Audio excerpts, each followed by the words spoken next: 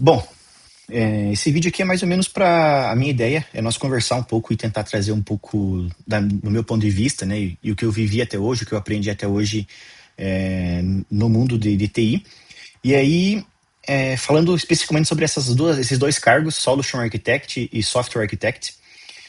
Talvez se você é um usuário de LinkedIn, se você costuma olhar frequentemente essas redes sociais e você trabalha na área de TI, obviamente, porque você pode ser de outra área e usar essa rede social e não ter esses posts, né?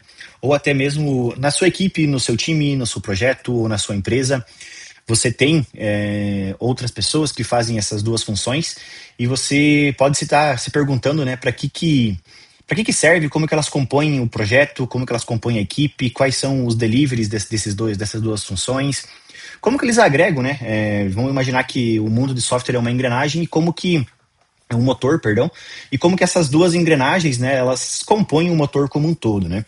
Então a ideia é de mostrar um pouquinho a realidade do que é um Solution Architect, o que é um Software Architect, porque muitas vezes a gente vê no LinkedIn, né, que os nomes são bem parecidos, os salários são parecidos, talvez em algumas empresas a mesma pessoa faz a mesma função, mas claro que isso tem todo um nível, então você vai ter um projeto que ele é de menor escala, e aí sim, a mesma pessoa pode trabalhar nessas duas funções, mas conforme você vai crescendo o teu projeto, a tua solução ela é maior, ela é mais escalável, ela é mais robusta, tem mais pessoas na equipe, mais pessoas compõem aquela squad, né?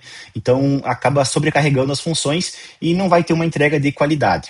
Então, depende muito do cenário, né, que você vai ter a mesma pessoa para as duas funções.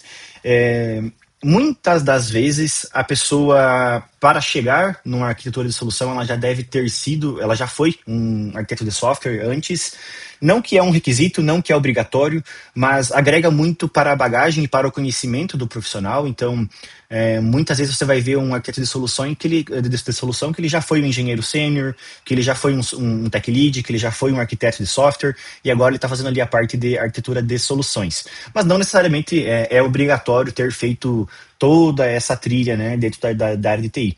Sim, existe casos, existem exceções, não existe uma regra, né, e vai por aí.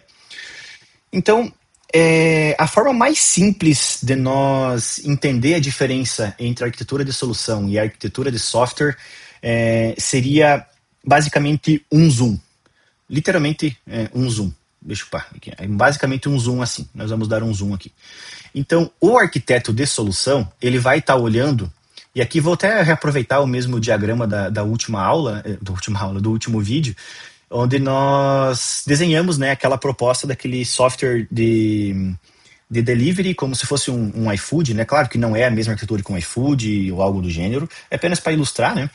E basicamente o arquiteto de solução ele olha para o projeto, ele olha para o produto como um todo, então ele olha de fora, então ele estaria olhando em um zoom dessa magnitude, digamos assim, e o arquiteto de software estaria olhando no zoom dentro do order service. Então, o arquiteto de software ele vai estar olhando para esse life cycle aqui, e o arquiteto de solução vai estar olhando para o life cycle como um todo do projeto. Então, basicamente, essas seriam, bem a grosso modo, a diferença, né? Então, o arquiteto de solução ele vai olhar de fora, aquele software, ele vai olhar para fora, ele vai entender quais produtos, quais plataformas, quais serviços vão conter naquele software e como que eles vão se integrar, né? Então, ele vai compor a solução completa. Já o arquiteto de software, ele vai diferenciar, ele é diferenciado porque ele vai estar dentro do software, né? Então, o arquiteto de software, ele vai estar decidindo como que aquele software vai ser organizado, como aquele código vai ser organizado, qual padrão ele vai usar, quais módulos vai ter, como que esses módulos vão conversar internamente. Então, seria mais ou menos essa uma diferença, né? Uma analogia para tentar trazer para vocês um contexto um pouco diferente poderia ser que o arquiteto de solução ele é o urbanista, ele vai planejar o bairro, ele vai planejar a cidade, enfim. E o arquiteto de software ele vai estar planejando a questão da casa, né? Então, ele vai planejar o banheiro, a sala, a cozinha, a lavanderia, a garagem, o quarto, a sala de estar, a sala de jantar, e como que esses módulos da casa vão se integrar, como que vai ser o fluxo de pessoas entre eles e assim por diante, a organização. Já o arquiteto de solução, ele desenhou o bairro como um todo, como que vai funcionar aquele bairro, né? Ele não se importa como que aquela casa é composta, como que aquela casa vai ser organizada, para ele isso meio que não interessa. Já o que interessa é como que as pessoas vão chegar até os locais, né? Como que vai sair da sua casa, chegar no hospital, chegar na farmácia. Então, como que vai se integrar, né? As casas pessoais com os serviços públicos, com os serviços privados e assim por diante. Então, descendo um pouco a mais do detalhe, né, como nós já vimos na aula, no vídeo passado, do arquiteto de software, então o arquiteto de solução, ele vai estar olhando para o cenário completo. Quem que definiu que vai ter um aplicativo? E que esse aplicativo vai passar por um API Gateway? Quem que define isso? É o arquiteto de soluções. Quem que definiu que o Order Service e o Payment Service vão se comunicar pelo Kafka através de eventos? O arquiteto de solução. Quem que definiu que vai ter um Order Service, um Restaurant Service, um Payment Service? O arquiteto de solução. Quem que vai definir que você vai usar um Kafka, um Solace, um RabbitMQ ou outros streaming? O arquiteto de solução. Então, basicamente, o arquiteto de solução definiria essas integrações. A parte de pagamento, vai usar um gateway de pagamento próprio? Vai usar um de mercado? Entende? Os dados vão para um CRM, pode ser um Salesforce, vai ser outro CRM, como que vai funcionar isso? Aonde que vai rodar isso? Aonde que vai estar essa infraestrutura, entende? Então, os integráveis deles são diagramas de contexto, são specs de APIs, OpenAPI para REST, Async API para eventos, documentos da arquitetura corporativa. Cada empresa vai ter os seus padrões, mas geralmente, né, o arquiteto de solução ele vai estar usando um framework TOGAF, um Archimate da vida, para melhor organização. Né, ele vai seguir alguns frameworks de mercado, o que é arquitetura de solução e afins. E o arquiteto de software ele vai ter outras responsabilidades, ele vai ter outras funções, né? Já um pouco descendo para o nível do arquiteto de software, né? Então ele vai viver dentro do código, ele vai definir se vai usar uma clean architecture, se vai usar uma arquitetura hexagonal, se ele vai aplicar DDD, se ele vai usar event sourcing, se ele vai fazer simplesmente um CRUD simples para aquele caso. Então ele que vai definir como que vai tratar os erros, qual que vai ser a estratégia de testes, a separação das camadas, porque o software, ele beleza, nós sabemos que o Payment Service ele é um software, mas como que é organizado esse software? Quais são os layers que existem dentro dele? Como que é gerenciada a infraestrutura? Como que gerencia o repository? Como que você gerencia as suas regras de negócio? Como que isso se comunica? Como que você vai escalar? Então, tudo isso vai ser definido pelo arquiteto de software, né? Então, geralmente, os integráveis, né, os deliveries deles vai ser o ADR, que é o Architecture Decision Records, um diagrama C4 no nível de container e componente. Ele participa ativamente do code review dos códigos para ver se aquilo está seguindo a arquitetura definida. Mais ou menos isso, bem a grosso modo, né? E também nós temos algumas funcionalidades diferentes, né? Então, como no vídeo passado nós debatemos e falamos bastante sobre arquitetura de solução, hoje nós vamos descer um pouco abaixo para a arquitetura de software, né? Então, no outro vídeo nós desenhamos essa solução, então seria o papel de um arquiteto de soluções, e aí hoje nós vamos dar uma pincelada sobre o Order Service, na questão de um arquiteto de software, como que poderia ser feito, né? Claro que isso aqui não representa a minha visão como arquiteto de software, eu já trabalhei como arquiteto de software e hoje sou arquiteto de solução, mas isso não necessariamente é o meu estilo de arquiteto, é a minha definição, é como eu faria. Eu coloquei alguns casos que pode ser over-engineering aqui, pode ser enfim, somente para demonstrar e não necessariamente reflete o meu ponto de vista como arquiteto. Então, descendo um pouco mais abaixo, dentro do próprio Order Service, o que faria um arquiteto de software? Então, novamente, o arquiteto de solução ele olha para a solução como um todo, e o arquiteto de software olha para o código, como que aquilo vai se comportar. Então, dentro do Order Service, nós vamos ter um projeto. E como que esse projeto vai ser organizado? Como que vai ser separado as camadas? A gente pode trabalhar com várias camadas. Aqui eu coloquei algumas principais, podemos ter a camada de API, a camada de domain e a camada de infraestrutura, como que nós organizaríamos isso. Então, um arquiteto de software, ele vai definir quais vão ser os controllers, quais vão ser os DTOs, quais vai ser as validations que vai ser feita dentro daquele projeto, como que ele vai manusear, como que ele vai gerenciar aqueles erros. Isso é muito importante porque você não pode simplesmente retornar para o usuário o error.stack do Java lá e simplesmente jogar lá para o usuário um Java null pointer exception, porque o usuário não sabe o que é um Java null pointer exception, então você tem que tratar isso. Então, como que você vai gerenciar esse erro? Como que você vai retornar essa mensagem para o usuário?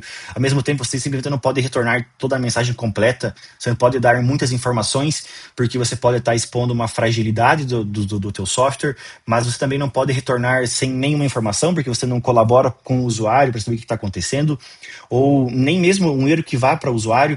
Talvez pode ser um erro que você simplesmente vai logar e armazenar nos logs, no Elasticsearch da vida, num Grafana, o que for, num Prometheus, mas como que você vai saber no futuro do que se refere aquele erro, o que aconteceu, do que se trata aquele erro?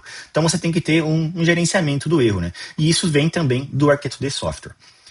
Dentro da camada de domínios, né, nós vamos ter as nossas entidades. Então, o que são as nossas entities, né? Então, nós vamos ter a entidade de order, a entidade de order item, vamos ter os nossos objetos, então vamos ter o objeto de endereço e de dinheiro, nós vamos ter os domain events, que seriam, então, o order created, nós vamos ter os use cases, que seriam, por exemplo, o create order, o cancel order, nós teríamos a camada de infraestrutura, que seria a parte de repository. Então, aqui ficaria toda a responsabilidade. Imagine que nós teríamos uma pastinha no projeto chamada repository, e lá nós vamos ter tudo o que acontece relacionado a repository acontece nessa pasta.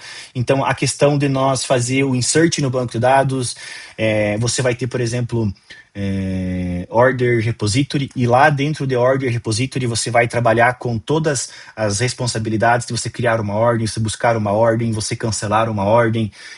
Ali vai estar tudo que se refere à ordem em quesito de comunicação com o banco de dados. Você vai ter a parte do Kafka também na parte de repository, porque você vai estar comunicando, né, dados ali. Então o Kafka ele também seria a parte do repository. Você vai ter a parte de producer, que vai ser o seu produtor de mensagens. Você vai ter o consumer, que ele vai ser o consumidor de mensagens, que seria o caso de ficar conectado no Kafka. Então você teria o order created, o payment failed e assim por diante, payment confirmed. Então você teria essas camadas aqui dentro. Então basicamente o arquiteto de software ele vai definir como que vai funcionar cada um dos módulos do sistema. O arquiteto de solução, ele desenhou essa solução, como que vai funcionar esse projeto, como que ele vai se integrar, que serviço que vai ser usado, como que as camadas se comunicam, via REST, via evento, como que se comporta tudo isso, né? Então, essa seria uma das diferenças a grosso modo. E aí nós teríamos outras funções, né? Nós vamos ter o arquiteto de solução que fez isso, o arquiteto de software que fez isso aqui, nós vamos ter o desenvolvedor que vai implementar isso aqui, tudo, que vai desenvolver cada linha de código. Nós vamos ter o QA, que ele vai testar como tudo isso acontece. Nós vamos ter a parte do DevOps, que ele vai prover toda essa infraestrutura. Então, ele vai criar o broker do Kafka, ele vai criar o cluster Kubernetes, seja na GCP, na AWS, o que for. Então, ele vai criar todo o cluster para rodar toda essa infraestrutura. Ele vai fazer a parte de configuração de rede, como que esses serviços vão se comunicar, através de qual porta, enfim.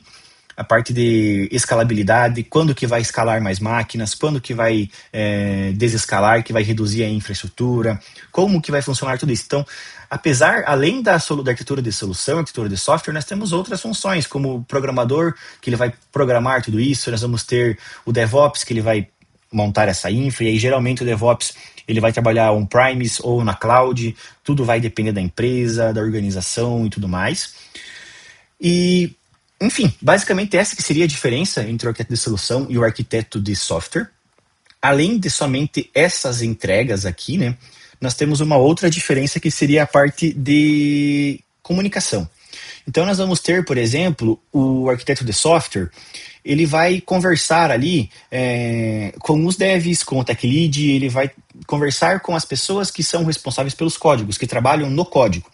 Já o arquiteto de solução, ele vai ter que falar com o PO, vai ter que falar com os devs, vai ter que falar com a infra, vai ter que falar com o negócio, ele vai ter que falar com outros stakeholders para entender melhor aquele projeto, para entender melhor aquela necessidade e como que ele vai escrever e compor tudo aquilo, entende?